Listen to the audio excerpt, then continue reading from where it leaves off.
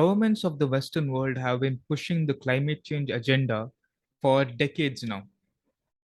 I'm not a climate change denier, I'm a climate change skeptic. I believe climate change has been exaggerated and weaponized, especially by the US government and their liberal media.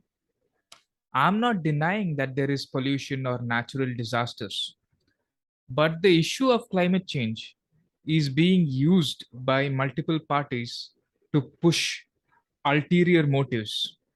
Vegans use climate change to pressurize people to give up animal food.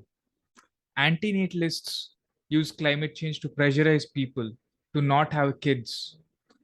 And worst of all, governments use climate change to increase our taxes and regulations, curb our freedom, and increase surveillance. And corporations may also use it to concentrate wealth and power while bankrupting small businesses. A lot of predictions made by Al Gore, the politician, the ex vice president of United States, who made global warming and climate change a household name through his movie The Inconvenient Truth, has got a lot of things wrong. Yes, he has got a lot of things wrong. In 2008, Al Gore predicted that North Pole ice caps in the Arctic region would be completely ice free within 10 years. And yet, here we are, 14 years after 2008, and the Arctic seems to be in pretty good condition. It's not ice free, not even close to it. And here's a statement by Prince Charles in 2009 where he said, "Just 96 months to save the world." And he tells industrialists, "The price of capitalism and consumerism is just too high." Well, the price of maintaining a monarchy is also quite high, but that doesn't matter to Prince Charles, who is now King Charles. You know what's deeply troubling is that many celebrities and politicians like Al Gore, Leonardo DiCaprio, King Charles, Klaus Schwab have a much bigger carbon footprint compared to ordinary people like me. They live, these people live in big mansions, they own yachts and private jets, and they want to lecture the middle class people on climate change. It is not crazy to question the climate change narrative, but it is crazy to blindly believe in a narrative that ultimately creates psychotic climate change activists who think vandalizing paintings is going to improve the world. When a normal person, a layman like myself, question the climate change narrative, people often say, "How can you question the climate change narrative? Are you a scientist? Are you an expert?" I'm not a quote unquote expert, but neither are all the celebrities and politicians who push the climate change narrative. When a mentally unstable child like Greta Thunberg made strong statements pushing for climate change alarmism, the mainstream media didn't ask her if she's a scientist or an expert. In fact, a few years ago, at the height of her fame, we were not even allowed to criticize Greta because she's a child. Children like Greta Thunberg are often used to sell an agenda. That's how the term poster child originated. Even Hitler and Stalin used children to push their agenda. I want to go back to that question. When laymen like myself criticize the climate change agenda, I often hear, "But are you a scientist? Are you an expert?" Again, I'm not a scientist, but there are plenty of scientists like John Coleman, who is a meteorologist and the founder of the Weather Channel, or Bjorn Lomborg, who is an environmental economist and the author of The Skeptical Environmentalist. Now, these people criticize the climate change narrative and say that alarmism does more harm than good. The cost benefit ratio of initiatives like Paris Climate Deal is astoundingly bad. It would cost the taxpayers trillions of dollars globally and do little to nothing in fighting pollution. Another problem with climate change alarmism are these agendas like the electric vehicle agenda and the plant based diet agenda. Let's talk about vegan diets. Look, there are hundreds of videos out there by various doctors and scientists who will tell you that in the long term, vegan diet is unhealthy for you and will deprive you of essential nutrients. But is it good for the environment? Nope. If I cared about the planet, I would eat locally sourced meat, eggs, and milk instead of imported quinoa, almonds, and avocados. Of course, you can have a plant based diet that is locally sourced, but my point is stop blaming meat for global warming when you're not entirely sure. A few popular articles and documentaries does not prove anything concretely. It is not meat that is destroying the planet. It is factory farming, GMOs, and excessive dependence on international trade. So blame them because indigenous communities and tribes around the world have been eating meat based diets, and not only do they live in symbiosis with their environment, they also have lower chances of suffering from chronic illnesses. Stop blaming meat for all health problems and start blaming seed oils and processed grains and sugars that vegans are so heavily dependent on.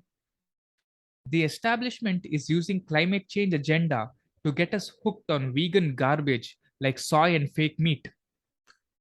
And they're also marketing bugs and insect meals because apparently it's good for the planet. I'm sorry, but I don't buy this narrative.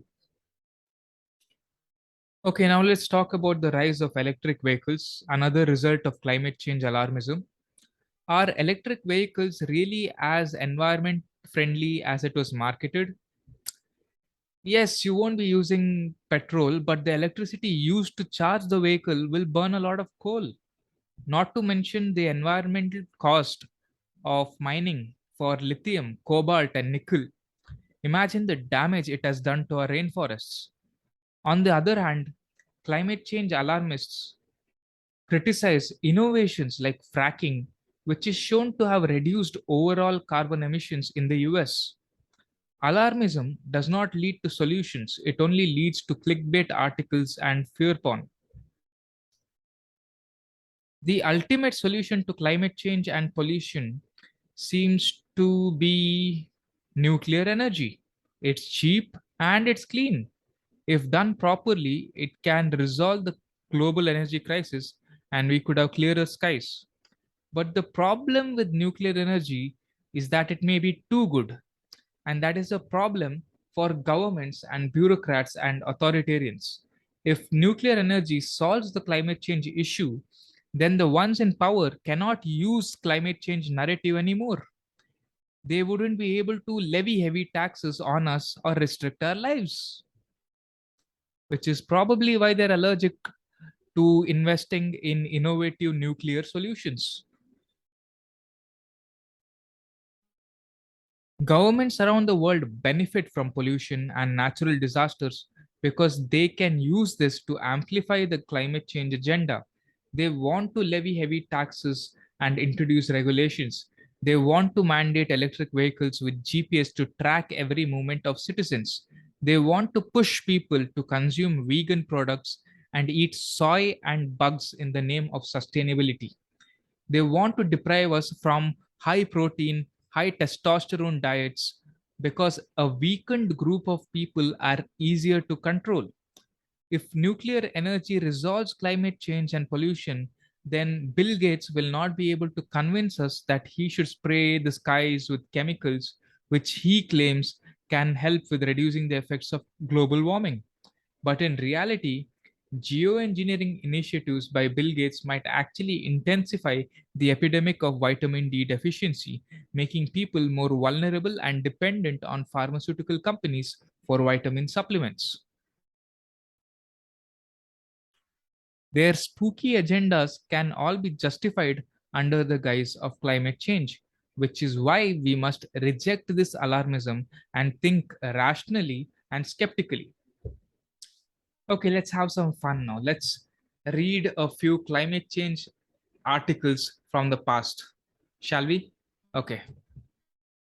Here's an article from 1967 from the Salt Lake Tribune. It says dire famine forecast by 1975. Oh, okay.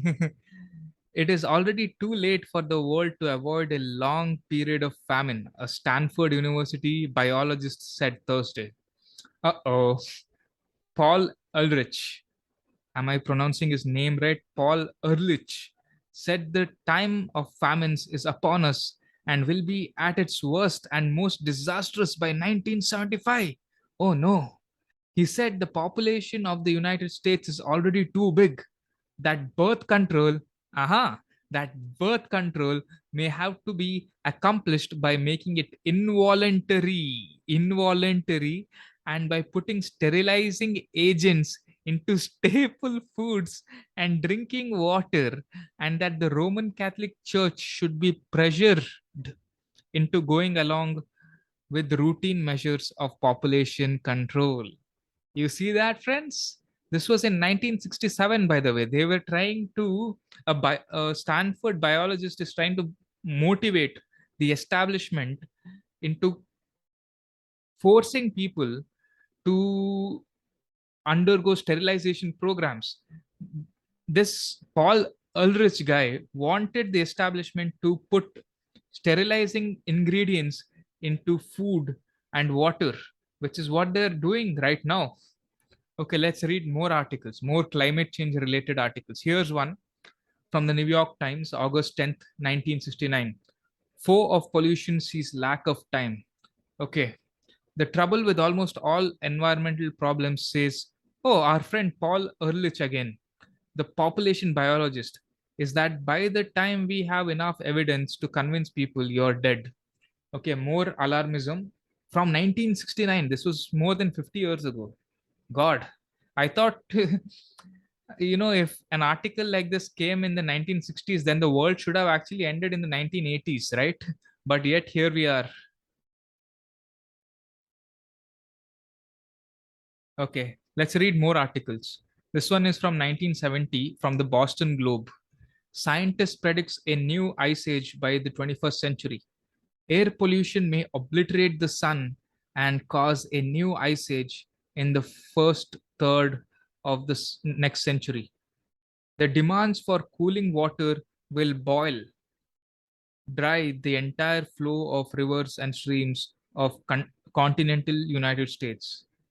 Okay, so right now the scientific establishment is trying to sell this global warming agenda right now in the 21st century. But back in the 60s and the 70s, they were trying to sell the global cooling agenda. Uh, so in the 60s and the 70s, they were trying to spread paranoia, alarmism under the guise of global cooling. Around the 90s, it shifted from global cooling to global warming. More about that will come very soon. Let's read some more articles. Okay, here's one from October 6th, 1970, from Daily Redlands Facts. Okay, it's the same biologist.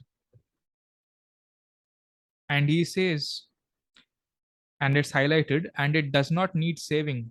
Ulrich predicts that the oceans will be as dead as Lake Erie in less than a decade. America will be subjected to water rationing by 1974 and food rationing by 1980. Both these predictions, by the way, turned out to be wrong. Here's the reason why you should stop listening to experts. Just because an expert like Dr. Paul Ehrlich or Dr. Anthony Fauci or Ted Ross or some WHO or CDC scientist comes on TV and tells you that you need to panic, that does not mean that you need to panic, because a lot of times they are wrong, and they won't admit that they are wrong because their ego will not allow them to admit that they are wrong. This is why I ask the layman, this is why I ask the common people to be rational and skeptical and not blindly believe in these so-called experts. Let's read a few more articles. This gets better and more entertaining, trust me. Okay. Here's an article from 1971 from the Washington Post. US scientists sees new ice age coming again. Like I said, in the 70s, they were trying to sell this global cooling agenda. Okay, let's read the next article. Here's one from Brown University, 1972.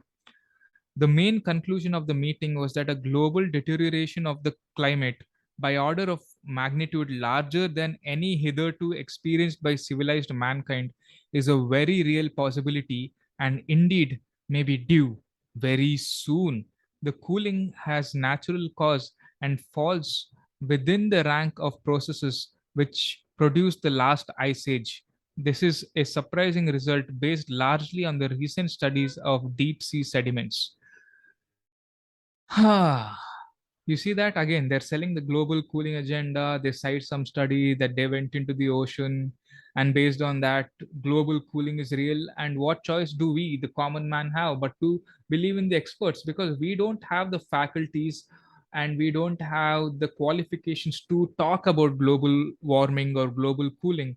And the experts have the qualifications to talk about this. So when the expert says the world is going to cool down or warm up, we have to believe them. We don't have a choice. We are not even allowed to question them, because if we question them, we'll get labeled as anti-science or conspiracy theorist. Right? This trend continues from the 1970s to this present day in 2022. This article is from 1972, right? 50 years ago. We are right now in 2022. Same scenario. Nothing much has changed. And here's another article from The Guardian, 1974. Space satellites show new ice age coming fast. More alarmism articles about global cooling. Okay, next article. Another ice age, dated 1974 from Time Archive. Okay, next article. Great peril to life, gas tears away Earth's ozone. I don't know which paper this is from, but I believe it's from the 1970s. Okay, let's read the next article from New York Times, 1976. The cooling. Okay, another global cooling alarmist headline. Okay, next article. This one is from 1988. Okay, now we have gone from 70s to the 80s. It's from Lansing State Journal, and the headline says prepare for long hot summers. Okay, this is where we shift. This is where the experts, the scientific establishment, stops selling the global cooling agenda and starts selling the global warming agenda. So this article further goes on to say, if you liked last summer's record temperatures, you are going to love the 1990s, says James Hansen, the NASA scientist who during congressional hearings on the Midwestern drought linked greenhouse warming to the heat wave. Washington, D.C., for instance, would go from its current 35 days a year over 90 degrees to 85 days a year.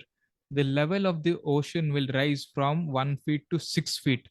Okay, this is where they start selling the global warming agenda. This is where they start telling people that if you're not going to fight global warming, the sea level will come up. Okay, but right below the article, there's a fact check. The number of hot days in Washington, D.C. peaked in 1911 and have been declining ever since. This is a true statement. And this statement within the article, which said that 1990s would be the decade when Washington, D.C. would reach record high temperatures, turns out to be wrong. Okay, let's read the next article. Okay, here's from 1988, the Canberra Times. Threat to islands. A gradual rise in average sea level is threatening to completely cover this Indian Ocean nation of 1196 small islands within the next 30 years, according to authorities. They're talking about Maldives. Next 30 years. So this article is from 1988. So next 30 years would mean that by 2018, Maldives would be underwater. Is it though? I don't think so. Okay, here's another article from 1989. Rising seas to obliterate nations by 2000. Rising seas could obliterate nations, says UN officials. Oh boy. Okay, by the year 2000, and here I am in 2022, 22 years after the year 2000. Nations have not been obliterated. by climate change? Not yet. I wonder why.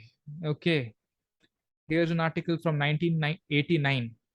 New York City's West Highway underwater by 2019 because of climate change, by the same scientist, Jim Hansen, the NASA scientist. Well, here I am in 2022, and New York City's West Side Highway is not yet underwater. So this was again just pure alarmism, just pure fear porn. Okay, let's read more articles. Okay, this is from the year 2000 from the Independent. Okay, children won't know what snow is. Snowfalls are now just a thing of the past. Snow is starting to disappear from our lives. Children just aren't going to know what snow is, he said. Who is he here? He is Dr. David Weiner, a senior research scientist at the Climate Research Unit of the University of East Anglia. So in the year 2000, scientists were saying that snowfalls or snow is going to be a thing of the past. Here I am in 2022. Uh, Last I checked, Europe has a lot of snow, not just in Europe, even in northern parts of India, there is plenty of snowfall. So I guess this scientist is wrong again. Okay, next article. Okay, this one is from 2002 from The Guardian. Famine in 10 years. Well, there's going to be a huge famine by 2012 apparently, and this guy George Monbiot is saying why vegans were right all along. Of course, see, they're using climate change to push for the vegan agenda. They want people to eat more soy products, eat more seed oils, eat more sugar, things that are detrimental to our health, things that make men less masculine, things that promote chronic illnesses. They want us to switch to, eating bugs and insects, which they believe is good for the planet. And therefore they're using the climate change agenda to push for terrible and useless diets like the plant-based diet. And coincidentally, there's a Bill and Melinda Gates Foundation ad over here. This was apparently supported by Bill and Melinda Gates Foundation. I'm not surprised. Okay, next article. 2004, Britain to have Siberian climate by 2020. Not true. That hasn't happened yet. The Guardian. Now the Pentagon tells Bush climate change will destroy us. Yes, of course. Whatever Pentagon says has to be true. They haven't lied to us at all. They haven't lied to us about 9/11. They haven't lied to us about weapons of mass destruction in Iraq. Pentagon, the most transparent institution on the planet, tells us that we have to worry about climate change. Of course, why not? Okay, here's another article by 2008 from the Argus Press. NASA scientist says we are toast. Hansen, echoing work by other scientists, of course, because it's an echo chamber. Hansen, echoing work by other scientists, said that in 5 to 10 years, the Arctic will be completely ice free. And this is what was echoed later by Al Gore.